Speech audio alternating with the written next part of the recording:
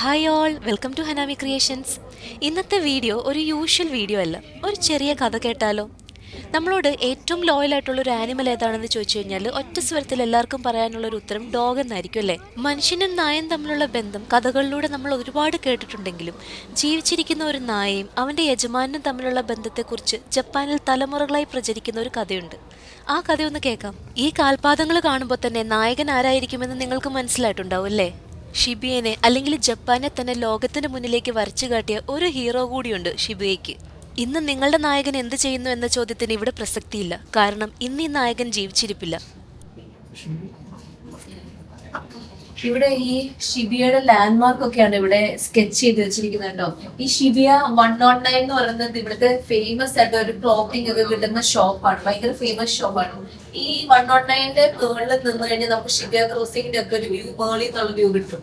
അതുപോലെ ഈ Tokyo hand famous ആയിട്ടുള്ള ഒരു ഷോപ്പാണ്.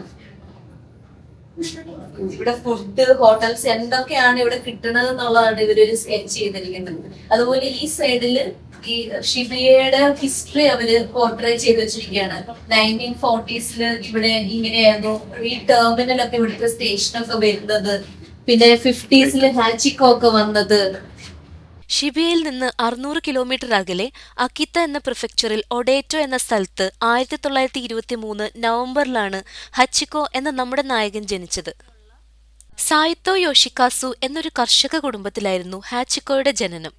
ഏതാണ്ട് ഇതേ സമയം ഇങ്ങ് ടോക്കിയോയില് ടോക്കിയോ ഇംപീരിയൽ യൂണിവേഴ്സിറ്റി, അതായത് ഇന്നത്തെ ടോക്കിയോ യൂണിവേഴ്സിറ്റിയിലെ അഗ്രികൾച്ചറൽ ഡിപ്പാർട്ട്മെന്റിലെ പ്രൊഫസറായിരുന്നു ഡോക്ടർ ഉവേനോ ഹിദേസാബുര.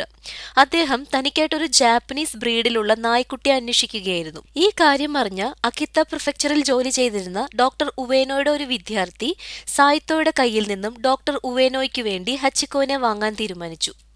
പിന്നീട് 1924 ജനുവരിയിലെ ഒരു മഞ്ഞുള്ള ദിവസം ഏകദേശം 50 ദിവസം പ്രായമുള്ള നായ്ക്കുട്ടിയെ ടോക്കിയോയിലെ ഉവേനോ സ്റ്റേഷനിലേക്കുള്ള 20 മണിക്കൂർ ട്രെയിൻ യാത്രയ്ക്കായി റൈസ് ബാഗിൽ പൊതിഞ്ഞ് പ്രൊഫസർ ഉവേനോയുടെ വീട്ടിലേക്ക് അയച്ചു. പ്രൊഫസർ ഉവേനോ ലീഗലി മാരീഡ് ആയിരുന്നില്ല. അദ്ദേഹം യായിക്കോ എന്നു പേരുള്ള തന്റെ കാമുകിയുമൊത്ത് ലിവിംഗ് ടുഗെദറിലായിരുന്നു. അതുകൊണ്ട് ഇവർക്കിടയിൽ കുട്ടികളും ഉണ്ടായിരുന്നില്ല. കുട്ടികളില്ലാത്ത പ്രൊഫസറും കാമുകിയും ഹച്ചിക്കോനെ സ്വന്തം കുഞ്ഞിനെ പോലെ സ്നേഹിക്കുകയും സംരക്ഷിക്കുകയും ചെയ്തു. കുഞ്ഞ് ഹച്ചി നിൽക്കുമ്പോൾ അവന്റെ മുൻകാലുകൾ ജാപ്പനീസിൽ 8 എന്നെഴുതുന്ന ആകൃതിയിലായിരുന്നു ഉണ്ടായിരുന്നത്. ജാപ്പനീസിൽ 8 എന്നതിന് ഹച്ചി എന്നാണ് പറയുന്നത്. അങ്ങനെയാണ് പ്രൊഫസർ നായ്ക്കുട്ടിക്ക് ഹച്ചിക്കോ എന്ന പേര് നൽകിയത്. പ്രൊഫസർ ഉവേനോയുടെയും കാമുകി യേയുടെയും സ്നേഹനിർഭരമായ പരിചരണത്തിൽ ഹാച്ചി കരുത്തനായി വളർന്നു. ഷിബിയ സ്റ്റേഷൻ വരെ ജോലിക്ക് പോകുന്ന വഴിയിൽ ഉവേനോയെ അനുഗമിക്കാൻ തുടങ്ങി. വൈകുന്നേരം യജമാനൻ മടങ്ങി വരുന്നതിനായി അവിടെ കാത്തിരിക്കാനും തുടങ്ങി. 1925 മെയ് 21 ഹാച്ചി പതിവ് പോലെ ഉവേനോയ്ക്കൊപ്പം സ്റ്റേഷനിലേക്ക് പോയി. എന്നാൽ ഒരു ഫാക്കൽറ്റി മീറ്റിംഗിന് തൊട്ടു പിന്നാലെ പ്രൊഫസറിന് സെറിബ്രൽ രക്തസ്രാവം ഉണ്ടാവുകയും പെട്ടെന്ന് മരണപ്പെടുകയും ചെയ്തു. അന്ന് 53 വയസ്സായിരുന്നു പ്രൊഫസറിന്. പതിവ് പോലെ ഹാച്ചിക്കോ വൈകുന്നേരം പ്രൊഫസറിനെ സ്വീകരിക്കാൻ സ്റ്റേഷനിലേക്ക് പോയി. എന്നാൽ അദ്ദേഹം വരാത്തതിനെ തുടർന്ന് വീട്ടിലേക്ക് മടങ്ങി. പിന്നീട് തന്റെ യജമാനന് എന്ത് സംഭവിച്ചു എന്നറിയാത്ത വിഷമത്തിൽ 3 ദിവസം ഹാച്ചിക്കോ ഭക്ഷണം നിരസിച്ചു. ഷിബുയ സ്റ്റേഷന്റെ 5 എക്സിറ്റുകളിൽ ഒരു എക്സിറ്റാണിത്. ഈ എക്സിറ്റിന്റെ പേര് തന്നെ ഹാച്ചിക്കോയുടെ പേരിലാണ് അറിയപ്പെടുന്നത്. ഈ എക്സിറ്റിന്റെ വോളിൽ കണ്ടില്ലേ, ഹാച്ചിക്കോയുടെ പലതരത്തിലുള്ള സ്കൾപ്ചേഴ്സ് ഇവിടെ വെച്ചിട്ടുണ്ട്. ഇതേസമയം ഉവേനോട് ലീഗലി ഉള്ള ഭാര്യ അല്ലാത്തതിനാൽ ഇവർക്ക് ഷിബിയയിലെ പ്രൊഫസറിന്റെ വീട് വിട്ട് വാടക വീട്ടിലേക്ക് മാറേണ്ടി വന്നു. ഈ സമയങ്ങളിൽ ഹാച്ചിക്കോനെ ഉവേനോയുടെ പരിചയക്കാരിൽ പലരും ഏറ്റെടുത്ത് അവരുടെ വീടുകളിൽ കൊണ്ടുപോകാൻ ശ്രമിച്ചെങ്കിലും ആ ശ്രമങ്ങളൊന്നും ഫലവത്തായില്ല. കാരണം ചില സമയങ്ങളിൽ ഹാച്ചിക്കോ 8 കിലോമീറ്റർ അകലെയുള്ള ഷിബിയ സ്റ്റേഷനിലേക്ക് വരെ മടങ്ങി വരാൻ ശ്രമിച്ചിട്ടുണ്ട്. ഹാച്ചിക്കോയുടെ അവസ്ഥ മനസ്സിലാക്കിയ ഉവേനോയുടെ മുൻ ഗാർഡനർ ഹാച്ചിക്കോനെ ഷിബിയയിൽ ഉവേനോയുടെ പഴയ വീടിനടുത്ത് കൊണ്ടുവന്ന് താമസിപ്പിച്ചു. അതിനുശേഷം ഹാച്ചിക്കോ എല്ലാ ദിവസവും രാവിലെയും വൈകുന്നേരവും സ്റ്റേഷനിൽ തിരിച്ചെത്തി അവിടെ ടിക്കറ്റ് ഗേറ്റിന് പുറത്ത് കാത്തിരിക്കും. പിന്നീടുള്ള നീണ്ട 10 വർഷം ഹാച്ചിക്കോ പ്രൊഫസർ ഉവേനോയുടെ തിരിച്ചുവരവിനായി ഷിബിയ ട്രെയിൻ സ്റ്റേഷനിൽ ദിവസവും കാത്തിരുന്നു, തന്റെ യജമാനൻ ഇനി ഒരിക്കലും ആ ട്രെയിൻ സ്റ്റേഷനിലേക്ക് മടങ്ങി വരില്ല എന്നറിയാതെ. ഒരിക്കൽ ഉവേനോയുടെ വിദ്യാർത്ഥികളിൽ ഒരാളായ ഹിരോക്കിച്ചി സായിത്തോ ഹാച്ചിക്കോനെ സ്റ്റേഷനിൽ വെച്ച് കാണുകയും ഹാച്ചിക്കോയുടെ ജീവിതം പഠിക്കുകയും ഹാച്ചിക്കോനെ കുറിച്ച് നിരവധി ലേഖനങ്ങൾ എഴുതുകയും ചെയ്തു. അങ്ങനെ 1932 ജപ്പാനിലെ ഒരു പത്രത്തിൽ വന്ന ലേഖനം ഹാച്ചിക്കോനെ ദേശീയ തലത്തിൽ ശ്രദ്ധേയനാക്കി. ഹാച്ചിക്കോ ഒരു ദേശീയ വികാരമായി മാറി. ഇതിനുശേഷം ഷിബിയ സ്റ്റേഷൻ ജീവനക്കാരും അവിടെ എത്തുന്ന യാത്രക്കാരും ഹാച്ചിക്കോനെ സംരക്ഷിക്കാനും സ്നേഹിക്കാനും തുടങ്ങുകയും 1934 ഹാച്ചിക്കോയുടെ ഒരു വെങ്കല പ്രതിമ ഷിബിയ സ്റ്റേഷനു പുറത്ത് നിർമ്മിക്കുകയും ചെയ്തു. ഏപ്രിൽ 21 നടന്ന പ്രതിമ സ്ഥാപിക്കൽ ചടങ്ങിൽ ഹാച്ചിക്കോയും പങ്കെടുത്തിരുന്നു. ഹാച്ചിക്കോയുടെ സ്റ്റാച്യു വെച്ച് ഒരു വർഷം കഴിഞ്ഞപ്പോൾ ഹാച്ചിക്കോ ക്യാൻസറും അതേ തുടർന്നുണ്ടായ അണുബാധയും കാരണം മരണപ്പെട്ടു.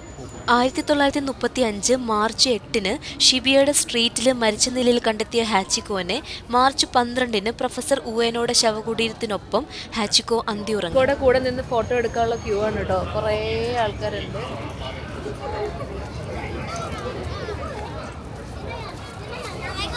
ഞാൻ ഇവിടെ ജപ്പാനിൽ വന്നിട്ട് ഞാൻ ഫസ്റ്റ് ടൈം ട്രിപ്പ് പോലെ അല്ലെങ്കിൽ ഇങ്ങനെ ഒരു സ്ഥലം കാണാൻ വന്നത് ഈ ഹാച്ചിക്കോനെ കാണാനാണ്. അത് ജപ്പാനിൽ വന്ന ടൈമിലാണ് ഈ ഹാച്ചിക്കോയുടെ മൂവി ഇംഗ്ലീഷ് മൂവി കണ്ടത്. അപ്പോൾ അത് കണ്ടപ്പോൾ ഭയങ്കരമായിട്ട് എന്താ പറയുക, ഭയങ്കര ഇങ്ങനെ സെൻറ്റിയൊക്കെ ആയിട്ട് ഹാച്ചിക്കോനെ എന്തായാലും വന്ന് കാണണം എന്ന് പറഞ്ഞിട്ട് നെക്സ്റ്റ് വീക്കെൻഡിൽ ഇവിടെ വന്നിട്ട് ഹാച്ചിക്കോൻ്റെ അടുത്ത് വന്ന് കണ്ട് ഫോട്ടോസൊക്കെ എടുത്തിട്ടുണ്ടായിരുന്നു. നിങ്ങൾക്കൊക്കെ മൂവി ഇഷ്ടമുള്ള ആൾക്കാരാണെങ്കിൽ ആ മൂവിയുടെ ലിങ്ക് ഇവിടെ ഇടാം കേട്ടോ. നിങ്ങൾ ആ മൂവി ഒന്ന് കണ്ടു നോക്കുക. ഭയങ്കര നല്ല ടച്ചിങ് ആയിട്ടുള്ള അടിപൊളി മൂവിയാണ്. ഇത് ഒറിജിനൽ നടന്ന കാര്യമാണല്ലോ. അതുകൂടെ ആകുമ്പോൾ നമുക്കിങ്ങനെ അത് ആലോചിക്കുമ്പോൾ ഈ പെറ്റ്സിനെയൊക്കെ പ്രത്യേകിച്ച് ഇഷ്ടമുള്ളവർക്ക് ഭയങ്കരമായിട്ട് എന്താ പറയുക, ഭയങ്കര ഒരു വിഷമം തോന്നുന്നൊരു മൂവിയാണത്. പക്ഷേ നല്ല അങ്ങനെ മീൻസ് നമുക്കത് കാണുമ്പോൾ ഈ ഡോഗ്സിനോടൊക്കെ നമുക്കൊരു പ്രത്യേക ഇഷ്ടവും തോന്നും. ഹാച്ചിക്കോയുടെ പ്രതിമയൊക്കെ ഉണ്ടാക്കി കുറച്ചു വർഷങ്ങൾക്ക് ശേഷം രണ്ടാം ലോക മഹായുദ്ധത്തിന്റെ സമയത്ത് ഹാച്ചിക്കോയുടെ വെങ്കല പ്രതിമ തകർക്കപ്പെട്ടു. യുദ്ധം അവസാനിച്ച് ഒരു 3 വർഷത്തിനൊക്കെ ശേഷം ഹാച്ചിക്കോയുടെ പ്രതിമ അവിടെ തന്നെ വീണ്ടും പുനർനിർമ്മിച്ചു. ആ പ്രതിമയാണ് ഇന്ന് ഇവിടെയുള്ള ഈ ഹാച്ചിക്കോയുടെ സ്റ്റാച്യു. ഇന്ന് ഹാച്ചിക്കോയുടെ ഈ സ്റ്റാച്യു ഇരിക്കുന്ന സ്ഥലം ജപ്പാന്റെ ഒരു ജനപ്രിയ മീറ്റിംഗ് പ്ലേസ് ആണ്. ഫ്രണ്ട്സ് ഒക്കെ ഒത്തുകൂടുന്ന ഒരു സ്ഥലമായിട്ടാണ് ഇന്ന് ഇപ്പോൾ ഈ സ്ഥലം മാറിയിരിക്കുന്നത്. ഈ ലെഫ്റ്റ് സൈഡിൽ കാണുന്നതാണ് ടോക്കിയോ അഗ്രികൾച്ചറൽ യൂണിവേഴ്സിറ്റി. ഇവിടെയാണ് ഡോക്ടർ ഉവേനോ പ്രൊഫസറായിട്ട് വർക്ക് ചെയ്തിരുന്നത്. ഇവിടെ ഡോക്ടർ ഉവേനോൻ്റെയും ഹച്ചിക്കോൻ്റെയും ഒരു റീയുണൈറ്റിംഗ് സ്റ്റാച്യു വെച്ചിട്ടുണ്ട്. അപ്പം അത് കാണാനാണ് നമ്മൾ പോയിക്കൊണ്ടിരിക്കുന്നത്. 2015 ഹച്ചിക്കോന്റെയും ഉവേനോന്റെയും സ്റ്റാച്യു ടോക്കിയോ യൂണിവേഴ്സിറ്റിക്കകത്ത് ഇവർ സ്ഥാപിച്ചത്. 2015 മാർച്ച് 8 ഹച്ചിക്കോ മരിച്ച് 80 വർഷം തികയുന്ന അന്നാണ് ഇത് ജനങ്ങൾക്ക് മുന്നിലേക്ക് ഇവർ വെളിപ്പെടുത്തിയത്. ടോക്കിയോ ഇംപീരിയൽ യൂണിവേഴ്സിറ്റി എന്നായിരുന്നു ഈ യൂണിവേഴ്സിറ്റിയുടെ പണ്ടത്തെ പേര്. ഇപ്പോൾ ഇത് ടോക്കിയോ യൂണിവേഴ്സിറ്റി എന്നാണ് അറിയപ്പെടുന്നത്. ഈ യൂണിവേഴ്സിറ്റിയിലായിരുന്നു ഡോക്ടർ ഉവേനോ ഗ്രാജുവേറ്റ് ആയതും ഇവിടെ തന്നെയാണ് ഡോക്ടർ അസിസ്റ്റന്റ് പ്രൊഫസറായിട്ട് വർക്ക് ചെയ്തിരുന്നതും പിന്നീട് സയന്റിസ്റ്റായിട്ടൊക്കെ വർക്ക് ചെയ്തിരുന്നത് ഈ യൂണിവേഴ്സിറ്റിയിലാണ്. ഈ യൂണിവേഴ്സിറ്റിയിൽ വെച്ചിട്ട് തന്നെയാണ് അദ്ദേഹത്തിന് സ്ട്രോക്ക് വന്നിട്ട് അദ്ദേഹം മരിക്കുന്നതും. ഈ യൂണിവേഴ്സിറ്റി ഒരുപാട് വലിയ യൂണിവേഴ്സിറ്റിയാണ്. റോഡിന്റെ 2 വശങ്ങളിലായിട്ടും ഇതിന്റെ ക്യാമ്പസ് ഇങ്ങനെ കിടപ്പുണ്ട്. ഇതിന്റെ ഉള്ളിലോട്ടൊക്കെ ഇഷ്ടംപോലെ ബിൽഡിങ്സ് ഉണ്ട്. നമ്മൾ ഇതിന്റെ ഉള്ളിലോട്ടൊന്നും പോയില്ല.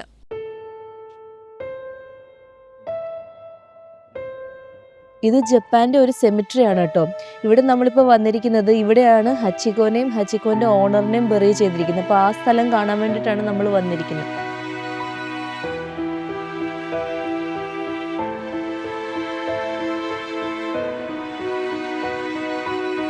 ഇതാണ് കേട്ടോ ഡോക്ടർ ഉവേനോ എന്ന് പറയുന്ന പ്രൊഫസറിനെ ബറി ചെയ്തിരിക്കുന്ന സ്ഥലം. ഈ പ്രൊഫസർ ഉവേനോനെ ബറി ചെയ്തിരിക്കുന്നതിൻ്റെ തൊട്ടടുത്ത് തന്നെ ചെറിയൊരു ബറിയൽ പ്ലേസ് ഉണ്ട്. ഇവിടെയാണ് ഹച്ചിക്കോനെ ബറി ചെയ്തിരിക്കുന്നത്. അവിടെ ആ ഹച്ചിക്കോന്റെ അവിടെ അവരൊരു കുഞ്ഞി ഡോഗിനെയൊക്കെ എടുത്ത് വെച്ചിട്ടുണ്ട്. ഇവർ എല്ലാ വർഷവും ഇവിടെ വന്നിട്ട് ഈ സെമിറ്ററി വിസിറ്റ് ചെയ്ത് പ്രേയറും കാര്യങ്ങളൊക്കെ ചെയ്യാറുണ്ട്.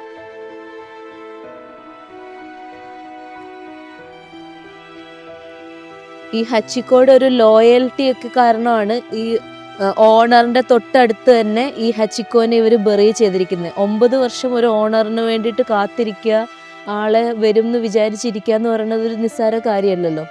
അതിൻ്റെ ഓർമ്മപ്പെടുത്തൽ പോലെയാണ് ഈ ഹച്ചിക്കോനെ ഇവിടെ ഇവർ ബറി ചെയ്തിരിക്കുന്നത്. ശരിക്കും ഡോക്ടർ ഉവേനോ ഭയങ്കര വലിയൊരു എഞ്ചിനീയർ ആണ്, വളരെ വലിയൊരു ആളാണെങ്കിൽ പോലും അദ്ദേഹം ഇന്ന് എല്ലാവരും ഓർത്തിരിക്കുന്നത് ഈ ഹച്ചിക്കോയുടെ കെയർ ഓഫിൽ തന്നെയാണ്. ഹച്ചിക്കോനെ ആരും മറക്കാറില്ല. ഹച്ചിക്കോനെ എല്ലാവരും എല്ലാ വർഷവും ഓർക്കുന്നുണ്ട്. മാർച്ചിലാണ് ഹച്ചിക്കോ മരിച്ച ആ ഒരു ദിവസം എല്ലാവരും ഇവിടെ ഓർക്കാറുണ്ട്. അപ്പോൾ ആ ദിവസം ഈ ഡോക്ടർ ഉവേനോനെ നമ്മൾ ഓർക്കുന്നത് ഹച്ചിക്കോന്റെ കെയർ ഓഫിൽ തന്നെയാണ്.